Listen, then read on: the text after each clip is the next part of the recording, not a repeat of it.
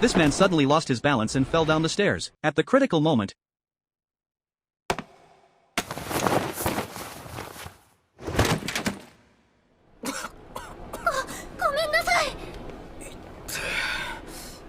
Ichika rushed over and saved Ryo. Grateful, Ryo wanted to repay Ichika and suggested that they kiss. Ryo thought he was handsome and believed that having a relationship with him would be a memorable experience. Ichika, on the other hand, was completely speechless. In truth, Ryo had liked many women in the past and often slept with strangers, never taking responsibility for his actions because he thought his looks made him irresistible. Later that evening, Ryo returned home and found Ichika still in his house. Both were stunned. It turned out that Ichika was Ryo's sister's friend, and she had come over to visit. Ryo couldn't believe it was such a coincidence. He felt that Ichika was probably getting close to him for some other reason. He started laughing to himself, thinking of buying her a gift to make her leave, but Ichika refused to accept anything. Ryo thought that if she didn't want money, she must want him. He figured Ichika probably wanted to kiss him, but he believed kissing wouldn't satisfy her needs, especially since she had saved his life. So Ryo thought whatever Ichika wanted, he would give it to her. Ichika, however, found Ryo repulsive. Ryo got angry, but Ichika said she didn't save him for that reason. She realized what she had just said, but before she could process it, Ryo suddenly kneeled and confessed his feelings to her. This was Ryo's first rejection. He couldn't believe that there was a woman who could resist his charm. He was touched and thought that Ichika had been right to teach him a lesson. He realized that his previous words had been thoughtless. Ryo started to see Ichika as his destiny and fell for her. From that moment on, Ryo began sending flowers to Ichika's house every day, which made Ichika's mother envious. However, it caused Ichika a lot of stress. She thought about asking Ryo for help, but Ryo actually supported their relationship. She encouraged Ichika to accept Ryo because he was handsome, wealthy, and seemed like a good match. Even though Ryo had been with many women, Ryo thought they could have a great future together. Ichika wasn't keen on the idea but reluctantly took Ryo's number. Later that evening, Ichika called Ryo. Before she could say anything, Ryo recognized her from the sound of her breathing. Ichika was shocked. She had never been in a relationship before and was confused by all the attention she was receiving. It was her first time receiving flowers and gifts, and she wasn't sure how to handle it. She wanted Ryo to stop, but Ryo insisted that he wouldn't give up, believing he truly liked her. He said that whether Ichika liked him or not, he would continue expressing his love for her in his own way. If she didn't like it, she could always call him and scold him. Ichika was disgusted and found Ryo's persistence overwhelming, but Ryo was drawn to her words, finding them oddly charming. He encouraged her to scold him more. Ichika, already frustrated, kept silent. Days passed, and the flowers Ryo sent kept increasing. One day, as Ichika was out buying groceries, she unexpectedly ran into Ryo. She thought it was just another stroke of bad luck. However, Ryo noticed her and followed her all the way to the supermarket. The supermarket had a special offer on eggs, with a limit of 1 box per person. Ichika thought for a moment and asked Ryo to buy the eggs for her, wanting to get an extra box. This made Ichika happy, and Ryo thought that if he married her, she would make a perfect wife and mother. Ichika, however, felt that this was impossible. As she picked out some olive oil, she remarked that extra virgin sounded like a deadly weapon. She felt embarrassed, thinking such a comment would be annoying, but Ryo surprisingly agreed with her, commenting that it sounded about 3 times more powerful. Ichika was stunned. She thought maybe she had misunderstood Ryo, and perhaps he wasn't so disgusting after all. After finishing her sausage, Ichika tossed the toothpick aside. Ryo kept staring at it, and Ichika thought he might be planning to pick up the toothpick she